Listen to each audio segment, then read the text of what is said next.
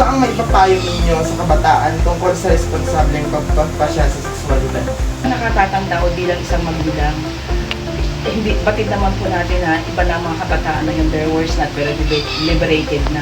So ang may papayo ko sa mga kabataan sa ngayon ay unahin nila muna ang kanilang mga pag-aaral, i-prioritize nila ang kanilang mga pag-aaral, at pumili sila ng mga kaibigan na makapagdudulot sa kanila ng magandang asal o hindi makaka-impluwensya sa kanila, dahil batid naman po natin sa ngayon na marami pong mga kabataan na nagpapatiwakan. So, bilang isang magulang din, kailangan ipakita natin ang pagmamahal at suporta sa ating mga anak para mapabuti sila sa kanilang buhay at maging maayos ang kanilang pag-aaral. Kailangan kung sila ay mamimili ng kaibigan, yung kaibigan na mapupunta sila sa mabuti.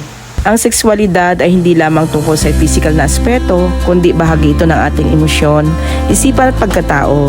Kaya nararapat itong tratuhin na may paggalang at pag-iingat.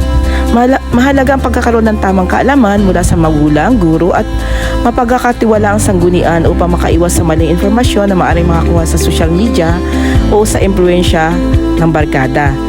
Ang kabataan ay panahon ng paghubog sa sarili, pag-aaral, paglinaw ng talento at paghahanda sa mas malaking responsibilidad sa hinaharap.